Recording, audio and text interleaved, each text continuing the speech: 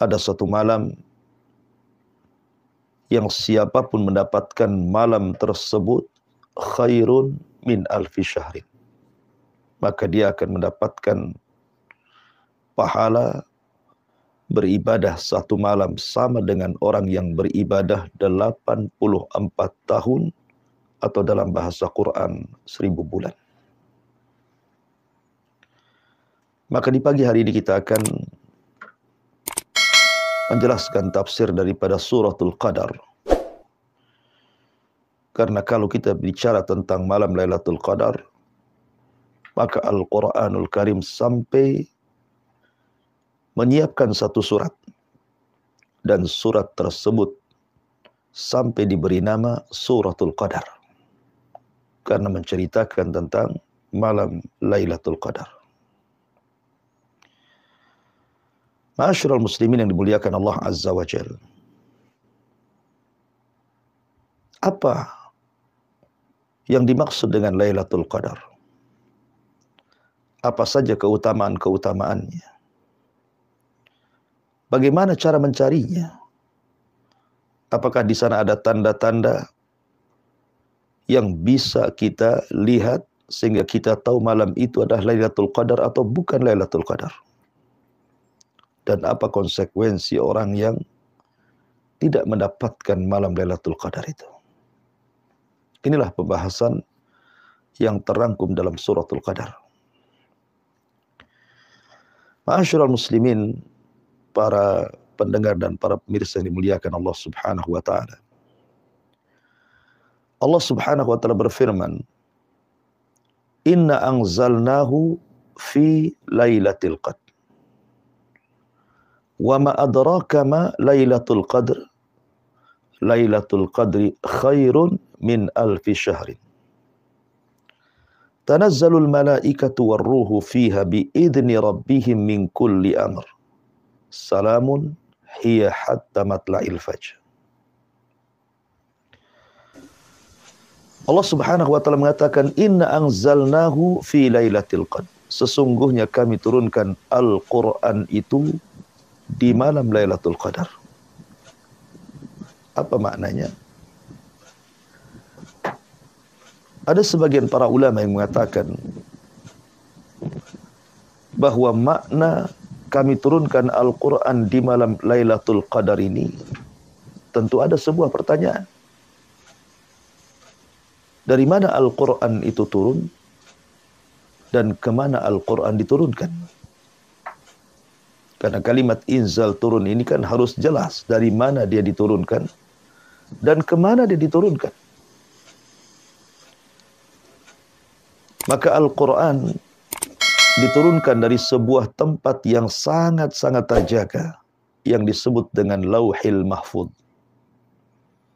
Ketika Allah Subhanahu wa taala menciptakan pena, qalam, maka Allah Subhanahu wa taala mengatakan kepada pena, "Uktub kulla syai'in ila yaumil qiyamah." Catatlah segala sesuatu sampai kiamat dibangkitkan. Maka mulailah pena mencatat apa yang difirmankan Allah termasuk di dalamnya Al-Quran. Kemudian diletakkan di sebuah papan yang disebut dengan mahfud. Papan itu terjaga. Apa mana terjaga? Terjaga dari para malaikat, di mana malaikat tidak sanggup mengetahui isi daripada Lauhil Mahfuz. Terjaga dari jin, bahkan manusia. 3 makhluk yang berakal ini tidak tahu apa isi daripada Lauhil Mahfuz kecuali Allah Subhanahu wa taala. Artinya malaikat tidak tahu tentang takdir Allah. Begitu juga jin dan juga manusia.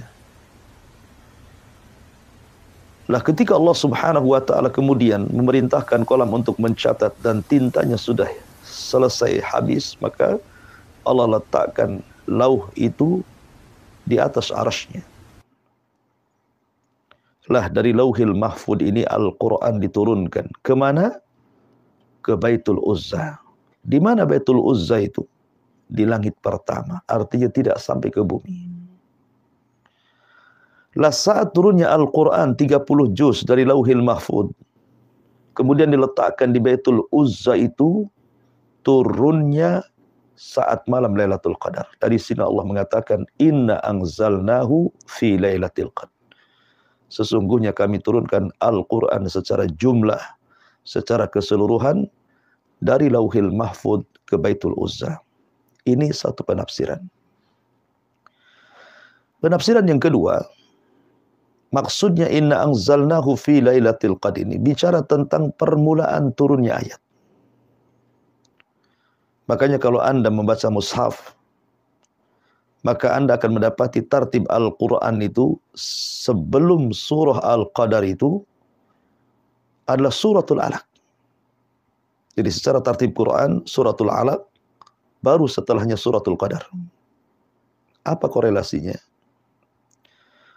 Suratul Alaq kita tahu bahwa Iqra bismi rabbikal ladzi khalaq, khalaqal insana min 'alaq, Iqra wa rabbukal akram alladzi 'allama bil qalam, 'allamal insana ma lam ya'lam. 5 ayat pertama dalam suratul Alaq ini adalah 5 ayat yang pertama kali turun kepada Nabi sallallahu alaihi wasallam. Kapan itu? Saat terjadi malam Lailatul Qadar. Seolah-olah di sini Allah Subhanahu wa taala ingin menjawab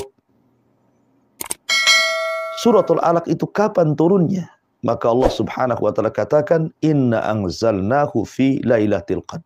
Jadi surat setelahnya menjawab surat sebelumnya. Bahwa suratul Alaq itu turun kapan? Inna anzalnahu fi Lailatul Qadar.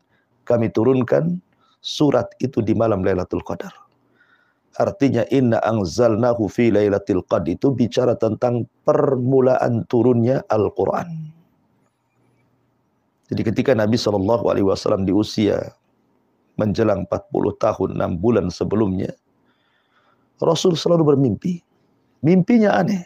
Kata Ummul Mukminin Aisyah radhiyallahu anha, kal falaki subhi, seperti falak subuh. Artinya malamnya bermimpi, besoknya menjadi sebuah kenyataan. Ketika Nabi SAW genap usianya 40 tahun, maka Nabi SAW pun kemudian tafakur di sebuah gua selama 1 bulan Ramadan. Maka tepat di tanggal-tanggal ganjil di 10 akhir Ramadan, ada yang mengatakan tanggal 27, ada yang mengatakan yang lainnya. Di malam hari itulah Jibril mendatangi Rasul, kemudian memeluk Nabi, kemudian mengatakan, Iqra ya Muhammad, baca wahai Muhammad. Tapi Rasul mengatakan, ma'ana biqari, aku tidak bisa baca. Karena yang dipahami Rasul, kalimat membaca itu artinya membaca tulisan. Sementara Rasul tidak bisa baca dan tidak bisa menulis. Makanya Rasul mengatakan, aku tidak bisa baca. Sampai 3 kali Jibril mengatakan, Iqra, 3 kali pula Rasul mengatakan, saya tidak bisa baca. Akhirnya Jibril mentalkinkan, Iqra bismi rabbikal ladzi khalaq, khalaqal insana min 'alaq, Iqra wa rabbukal akram alladzi 'allama bil qalam, 'allamal insana ma lam ya'lam. Maka 5 ayat pertama dalam suratul Alaq turun kepada Rasul tepat di malam Lailatul Qadar. Berarti pemahaman yang kedua, inna anzalnahu fi Lailatul Qadar bicara tentang permulaan turunnya Al-Quran. Adapun ayat-ayat dan surat-surat yang lainnya bisa turun di malam Lailatul Qadar, bisa juga turun di luar malam Lailatul Qadar. Tapi permulaannya turun di malam Lailatul Qadar.